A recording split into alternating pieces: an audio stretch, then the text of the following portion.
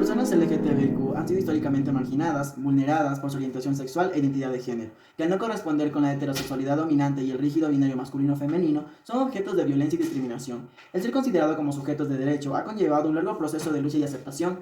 que en la práctica estamos lejos de lograr. Desde un pensamiento postestructuralista, Judith Butler, desde el campo feminista, menciona que el propio sentido de persona está ligado al deseo y reconocimiento que nos posiciona fuera de nosotros mismos. Es decir, que el hecho de ser humano, nuestro reconocimiento viene desde afuera, donde cada día el hecho de buscar ser aceptados implica serios debates y luchas constantes. Desde una visión humanista, Lucas Ramón Mendo cita el artículo 1 de la Declaración Universal de los Derechos Humanos, estableciendo que todos los seres humanos nacen libres e iguales en dignidad de derechos. Es así que en el caso de Iris Estrella Esteves Carrera, quien acudió ante el registro civil en la ciudad de Quito para presentar una solicitud para ser registrada con una identificación coherente con su identidad de género, es decir, ella habría pedido que sus datos aparecieran como persona de sexo femenino, tal como se autoidentificaba, en vez de masculino. Al obtener una respuesta negativa, Esteves dirigió su petición a la Defensoría del Pueblo, quien habría reconocido la vulneración de los derechos, y esta habría enviado a la Dirección del Registro Civil una identificación y titulación de la Resolución Defensorial número 24 de NJ del 2008. Por otro lado, en el caso Atala Rifo y Niñas versus Chile, refiere a la responsabilidad internacional del Estado por trato de discriminatorio y la interferencia arbitraria en la vida privada y familiar de Karen Atala Rifo,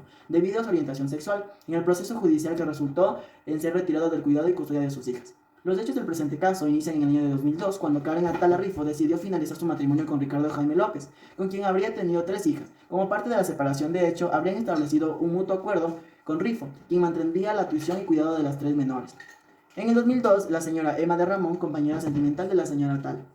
En el año de 2003, el padre de las 3 niñas interpuso una demanda de tuición o custodia ante el juzgado de menores de Villarrica. En el mismo año, el juzgado de menores de Villarrica habría rechazado la demanda de tuición. Poco después, la Corte de Apelación de Temuco confirmó la sentencia. En el mismo año, la Cuarta Sala de la Corte Suprema de Justicia de Chile acogió un recurso de queja presentado por Ricardo Jaime, quien le había concedido la tuición definitiva. En el caso de Estrella, se ve involucrado el artículo 66, numeral 28 de la Constitución. Reconoce que el derecho a la identidad personal supone tener un nombre y un apellido registrados y escogidos libremente. Del mismo modo, el derecho a la identidad como derivación de la dignidad humana y el derecho al desarrollo libre de la personalidad en su estrecha relación con la autonomía identificada como una persona, de ser autodeterminante, autoposeedora y autogobernante, es decir, que es dueña de sí misma y de sus actos. En este sentido, el argumento de la Corte tiene que ver con el reconocimiento de la identidad como derecho humano, en los términos establecidos en la Constitución y la jurisprudencia internacional. En el caso de Atala Rifo y Niñas versus Chile, se ve involucrado y una vulneración del artículo 24 de la Convención Interamericana de los Derechos Humanos, el principio de la igualdad ante la ley y a la no discriminación. La Corte ha señalado que la noción de igualdad se desprende directamente de la unidad de la naturaleza del género humano y es inseparable de la dignidad esencial de la persona, frente a la cual es incompatible toda situación que por considerarse superior a un determinado grupo conduzca a tener un trato privilegiado. La Corte Interamericana de los Derechos Humanos, en el caso de Atala Rifo y Niñas versus Chile, habría establecido la discriminación que sufrieron unas madres lesbianas, que concluyó con las consideraciones basadas en los estereotipos sobre la orientación sexual, a los que definió como preconcepciones de conductas o características de las personas homosexuales o en el impacto de estas presuntamente puedan tener en los niños. Son admisibles. Bajo este lineamiento progresivo, la misma Corte habría establecido varias obligaciones a los estados relacionados con el cambio de nombre, la identidad de género y los derechos derivados de un vínculo entre parejas del mismo sexo, interpretando varios artículos de la Convención Americana sobre los Derechos Humanos.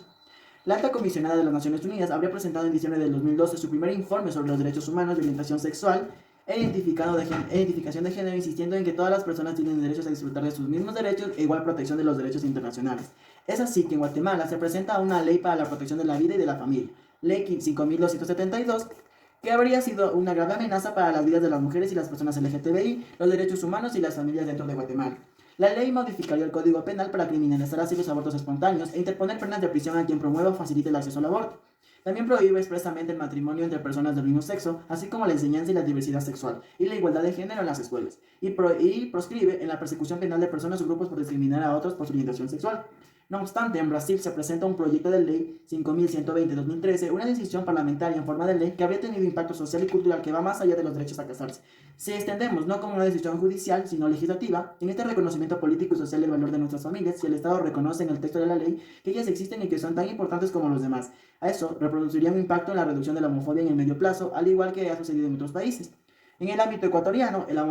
homosexualidad fue un delito hasta noviembre de 1997, donde en el inciso 1 del artículo 516 del Código Penal declaró inconstitucional. A partir de la despenalización de la homosexualidad, las personas LGTBIQ son consideradas sujetos de derecho e inician un camino de reconocimiento de derechos a partir de la Constitución de Política de 1998. Posteriormente surge la Asamblea Nacional Constituyente de 2007, una nueva constitución que permitió algunos avances importantes para la protección de los derechos de las personas LGTBI. El reconocimiento formal del derecho es un paso importante, pero no garantiza que en la práctica estos sean respetados y garantizados. Por ello, cuando se acude a un sistema de administración de justicia, se pone a prueba la vigencia material de ese catálogo de derechos y la idoneidad de los operadores de justicia, para así poder aplicar un marco normativo correspondiente. En Ecuador, los derechos y la igualdad y a la no discriminación, si bien han sido recogidos tanto por el derecho interno como por lo internacional de derechos humanos, su efectivo cumplimiento no se materializa en la práctica, lo cual se refleja en múltiples formas. Gracias.